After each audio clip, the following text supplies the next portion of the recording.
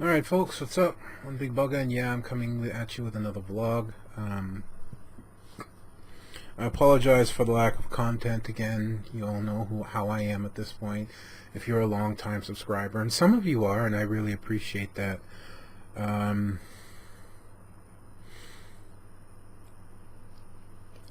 Things are going to resume again, as they usually do, except I'm going to go back to Euro Truck. I'm going to, for now, uninstall American Truck Simulator and install Euro Truck Simulator. Euro Truck's just a much more established game right now, and American Truck just doesn't have enough content. It doesn't have enough trucks for my liking. And anytime I mod in a truck, save for that Freightliner Argosy, if I can't find an updated version of that, then I'm going to go back to Euro Truck. If somebody updates the Freightliner Argosy, then I may go back to American Truck. I don't know, or I may do both. I don't know. I may have both. Do 1 week American and 1 week Euro. So that's what's happening channel-wise.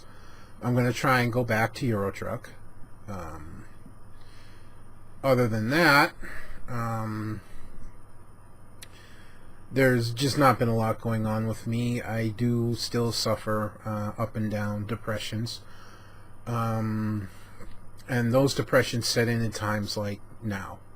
When it's evening, I'm alone, my friends aren't online because, you know, I'm in Hawaii and my friends are in Europe, Australia, East Coast. So I don't really get to see them all that much. Or when I do, it's not for very long. Like Riddy. We'll take Riddy for instance because it's the easiest one to talk about. I'll see him for 2 or 3 hours when I log in, and then I'll see him for 3 to 4 hours before I log out, depending on how late I stay up. I'm finding things less and less interesting. I don't want to go on to Second Life all that often. I don't play my games all that often anymore. I just get into a mind state of bored, depressed, and nothing interests me. I'm going to see a behavioral specialist next month to try and start solving these problems, because these problems lead to other problems, like me going out and spending money I shouldn't spend on food I shouldn't eat, and other things like that. You know, things like this need to be solved and taken care of. Other things is the reason I'm going to see the behavioral specialist, because there's obviously more wrong with me than possibly being bipolar. And bipolars tend to go on a long extended schedule of up and down emotions that can span weeks. I go up and down multiple times during a day, so there's obviously something going on with me that needs to be dealt with, because it leads to like I said, just me doing things I shouldn't, or me not doing things I should. Like, I should have gone out and weed eat today. That was the plan I made for myself. I'm going to go out and restart the yard again today because it's a little long. I took a day off yesterday, so I go out today. Well, I didn't. And so maybe tomorrow, hopefully tomorrow, I can make myself go out there, because I need to keep losing weight. And I was a little bad. Yes, was it yesterday or the day before yesterday? I went to McDonald's, got my usual. So I have to deal with that. So that needs to be solved and dealt with. And the only way I'm going to get it done is if I seek help. And hopefully maybe can find a medication that can help balance me a little bit better. I'm really adverse to taking medications for the head, you know, excluding headaches, like taking medications for your mind, because a lot of them made me feel, that I used to take, made me feel very cotton head filled, almost zombie like. What the hell are you chewing? Like, seriously, what was that crunch? What do you have? What do you have? I don't know. Anyways, so I didn't like them because it made it very difficult to concentrate, and it made me feel like I couldn't function. So I ended up stopping taking them. The good news is I'm almost down to 450 from 470. I was 451 last time I was weighed, I believe. I lost 2 more pounds in about 2 weeks. It's not much, but it's still a loss. 2 or 1 weeks or something like that, week and a half. If I get under 450, it'll be the first time I go under 450. The second time I go under 450 since going over probably about 13, 12 years ago. So yeah, I'm looking forward to hopefully going back to the doctors next month and being 440 something. The lighter I get, the easier things will become, as long as I keep my muscles functioning and don't plaster my ass to a chair, because I still feel like a lot of the weight I lost was muscle mass, but I could be wrong. So that's everything about me that's going on right now. A couple things I want to touch on real quick. Number one, chances are, whether you know wrestling or not, you're familiar with the name Chyna, Chyna. She was a female wrestler. Started out as a bodyguard for Triple H in the at then WWF, I believe, now WWE. She broke a lot of barriers, broke a lot of stereotypes. She's a very strong woman. Stood about 6'1", I think, 6'2", maybe. Very powerfully built, bodybuilder style, powerlifting. And she was the most prominent wrestler, I would say, to wrestle men. She was really the first, I think, in the WWE to seriously wrestle men. She was the first to win the Intercontinental title. She was the first to enter the Royal Rumble. And things were really awesome on her. She was called the Ninth Wonder World. She was the queen of the WWE for a very long time. And I honestly really kind of feel like that she helped kickstart the very long, slow process of the Divas Revolution, which culminated in the new women's title being made and the Divas title being retired. Unfortunately, at the age of 45, she passed away. That was yesterday. And there's, in my eyes, controversy surrounding her name. Now, for everything that she did in wrestling, she could easily be considered a legend. Unfortunately, due to a lot of problems that came along, a lot of personal stuff between herself and Triple H at the time. What are you chewing? Ow. Stop chewing that. A lot of the personal stuff between her and Triple H and other things, and she ended up getting released, fired, whatever, from the WWE. Got heavily into alcohol and most likely drugs, which really took a horrible impact on her career. She had a very difficult on-off relationship with, I believe, is Sean Waltman, otherwise known as Six Pack, wrestler in the WWE as well. She got in, like I said, she got into the pornography industry. She said she loved the pornography industry. She enjoyed it, and I found some success there. I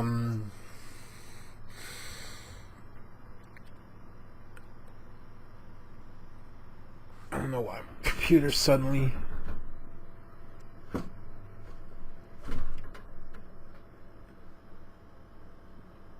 Well, something was rattling on it.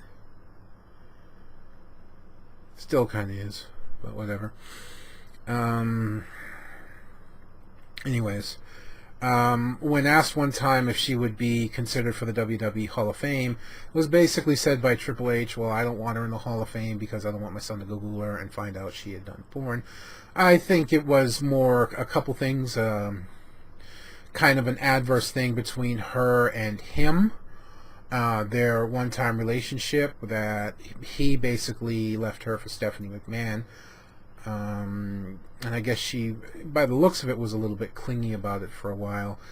And then she fell into drugs and alcohol and things got bad. But now that she's passed away, they're pretty much a shoo-in for her to be in the Hall of Fame posthumously. And I have severe problems with that. It's not that she doesn't belong in the Hall of Fame. Oh, yeah, she does. She belongs in the Hall of Fame.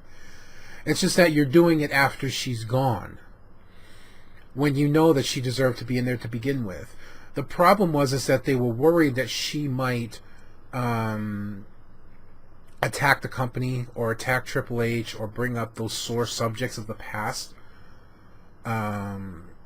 so that they couldn't trust her. But now that they don't have to worry about it, and that's kind of a really sick way of looking at it, she's most likely going to be in the Hall of Fame.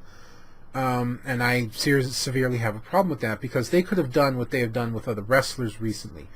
Jake the Snake Roberts and Razor Ramon, Scott Hall. They could have done with her what they did with them, and that's reach out to her, offer rehabilitation programs, offer spotter, offer leadership, things like that. They could have done all this, and from what I understand and from what I can find out, it was never extended to her. They extended it to Triple H, they extended it to Scott Hall, all part of an extended wellness policy where they're reaching out to the legends who are having trouble and are in hard times and are, suffering from substance abuse, and Chyna never got that. And that, to me, is just completely, totally, utterly, 100% wrong. Okay? You erased her from history, basically. Never brought her up when mentioning anything about women's wrestling. Never brought her up. According to WWE, for the longest time, she wasn't even part of DX. No. She was never even part of DX. They almost gave her a Benoit treatment. And that's something else I'll go into. Okay. Let's go with the facts here. Because of what had happened to her, because of her public displays and her public words, and the fact that she's in the porn industry possibly, and the problems she was having, WWE basically removed her from anything having to do with them, and didn't have anything to do with her. But now that she's gone, it's like, oh, we're sorry, and Stephanie McMahon comes out and says something about her, and to me that feels really, really hypocritical. I don't know how sincere it was. It almost feels like a PR thing. They're just trying to do good PR, because Chyna still to this day has fans, and a lot of them, me being one, from when she was in the WWE. So it just feels wrong that they're giving her all the support now, and they're just bringing her up and talking about her. It's like when they literally exploited Eddie Guerrero's death to a point. Was okay, but they kept it going so long, and they kept playing on it so long, and they kept doing things about it for so long. It was like, give it up already. Let the man rest in peace. Now, they're not going to do that with Chyna. They can't, but what I'm saying is that they're just kind of using it. I don't feel like it's truthful, because where were you, WWE, when Chyna needed help? Where were you when she could have used that same program that you helped Jake with, that you helped Scott Hall with? Where were you? Where were you? And now you're going to sing her praises? Now you're going to bring her back up? Now you're going to talk about her WWE history? As far as I'm concerned, the Hall of Fame deserves... Sorry, my mind got... Wrestlers deserve to be in the Hall of Fame regardless of what they do in their personal life. Because this is about what they did in the ring, what they accomplished in the ring, what they did in terms of being a wrestler. Which is why I'm really outraged about the Benoit thing still. Yes, what Benoit did was unbelievable. It was brutal. But the thing is nobody knows why. Nobody knows what happened. Autopsies and toxicology show nothing. Benoit could have just been mentally disturbed. Anything could have happened. We don't know. But because we don't know, it's just Benoit doesn't even exist anymore. And we'll never see the WWE Hall of Fame, even though he belongs there because of what he did as a wrestler. Right? And Chyna belonged there regardless of what happened in the past because of what she did as a wrestler. And you could easily induct her into the Hall of Fame even if you don't have her there. And just be honest about it. If you were honest about it and say, we would like to have her here, but in talking with her, we don't feel that we can trust her to not bring up subjects that, beyond wrestling. So for that, we're not going to have her. Don't even have her in the ceremony. Just post it. We're putting her in the Hall of Fame because she belongs there, and this is the reasons why she's not in the ceremony, but she still belongs there because of what she did. It may be backwards, it may be backhanded, but to me, it feels better than what you're doing now because at least it's honest. So that's how I feel about that, and honestly, rest in peace, Chyna. You were the ninth wonder. And you were the source of many confusing boners for a lot of adolescent teens for a very long time. But I always liked Chyna. I always respected her. I was always happy to watch her on TV and see what she'd do next. When she was a face, cheered for her. When she was a heel, I jeered, but cheered for her. And she deserved better than what she's getting now.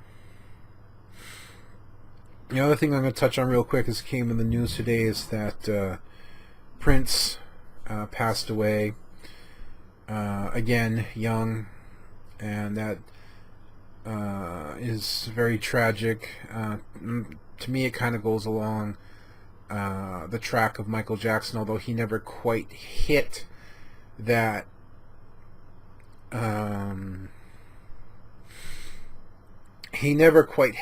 pinnacle that Michael Jackson did. And again, I'm taking out all the controversy because what happened in controversy should not detract from what they did in before all that. Okay, Michael Jackson's King of Pop. He was probably the most successful singer since Elvis Presley and probably of all time, even to this day. Prince never quite hit that level, but he was still one of those big stars of the 80s and 90s and even up in the 2000s with a lot of his songs. Of course, we all know Purple Rain, When Doves Cry. One of my favorites is Seven. Diamonds and Pearls is another one I love to listen to. Party Like It's 1999. We all know that. And he was also much like Michael Jackson, maybe not to the extent of, but he was an eccentric personality. He changed his name to a symbol, and he was just known as a very eccentric personality. I honestly don't know much about him. He wasn't as public as Michael Jackson, but he was still very much, I think, he could have been to that point if he wanted to. And I don't mean just eccentric, I also mean popularity. He was really, really good. And it's sad to hear that he's gone already. Again, far too young. It's really sad, and I hope his family's doing well, and I hope he rests in peace. It's been a hell of a couple days in terms of people passing away, huh? I don't know why I said that. It almost makes me want to delete this video, but I'm not going to. It's just because I don't know what else to say. I feel like there's so much more I should say about Prince, but then I just come to realize I don't know that much. I loved his songs, but I wasn't a huge fan of him. You know, I wasn't a huge fan of Michael Jackson. I don't know much about Michael Jackson beyond his songs. You know, I'm more about old school wrestling, which is why I said so much more about Chyna. Chyna was a very integral part of the Attitude Era. Just like I said, she was a reason a lot of things have been going on in women's wrestling today. The impact that she had when she was there is unbelievable. And everything is been as deserved that she should have had that she's getting now. And I just really feel like if WWE had extended programs to her, chances and opportunities to her to get her back on track, and she took them, that she would still be here and that she'd be in the Hall of Fame where she belongs, and she'd be able to be here to enjoy being in the Hall of Fame rather than not being here and being inducted after the fact, which I think is just really, really poor. So, not much else to talk about. So starting Monday, I will be back with Euro Truck, most likely. I might come back with American Truck if I can find the Freightliner again, updated to work with 1.2.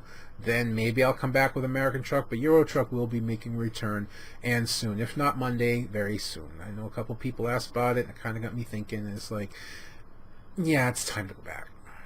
So that's going to be me done for this vlog, folks. I hope I haven't talked your ear off too much. Again, I appreciate all the comments encouraging me to keep going. I really appreciate those people that are there. You know, I got one of them awkward channels. I've got over 3,000 subscribers. I do. I've got over 3,000 subscribers. But I only get on average 40 to 50 views per video. So I really feel like I have 40 to 50 really dedicated fans out there. And the other 3,000 are people that maybe found my other videos or my older videos, not realizing where I am today, because I've got over 1,000 videos up. As a matter of fact, I may even have 1,100 or close to 1,100. I've been doing this for 6 years. And I kind of really feel like it's one of those things that's... I know I was just about to end and I'm going on about another subject. But I really feel like I am where I am because I don't put the dedication and effort into it that a lot of other people do. You know, guys like Spazzy, BizSnap, Total Biscuit, Mighty Jingles, things like that. I don't have the production quality that they do. I can't afford it. I can't afford to upgrade on my own. That's what a lot of them did. They upgraded on their own because they could afford it, so they could do better production, you know, a better computer than I have, a better, you know, they have like a green screen and better microphone and sound dampening and all that. I can't afford to do that on my own. And I don't think I'll ever be able to, so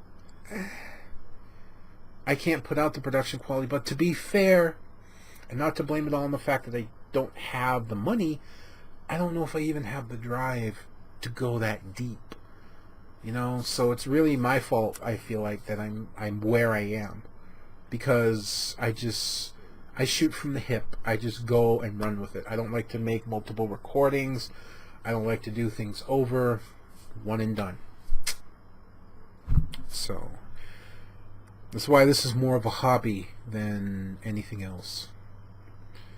Someday, if I get that big viral video like Boogie did, you know, he had some fans, and he had this one video he did about Diablo not being able to log in, and he did his Francis character, and he completely went off, smashed the keyboard, shit, you know, and boom. Total Biscuit recognized, saw it, and played it. I played a clip of it. People went to see it, loved Boogie's other work, and subscribed to him. And suddenly he's got hundreds of thousands of subscribers, and he quickly goes over not just 1 million, but now 2 million subscribers. Huge, huge, huge fucking deal. Maybe someday I'll get lucky like that. I don't know, but I'm not going to hold my breath. I do it for fun more than anything else. Because if I did it for money, I'd have quit a long time ago. Which is why, again, I don't complain if people use ad blocker on my channel. I use ad blocker for reasons of, oh, it's a 30-second ad. Yeah, well, when you put a 30-second long ad that I can't skip on a 2-minute video, no. I don't mind a 30-second ad. And I would let it play if I was always given the option to skip it because I wasn't interested in what was there. No commercial I have ever seen since I have hit, like, I would say about 25, no commercial I've ever seen has made me want to buy something. You know, it hasn't.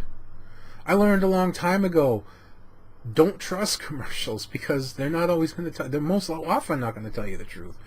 So just give me the ability to skip the commercial and hey, I'll be happy to turn my ad blocker off for you too.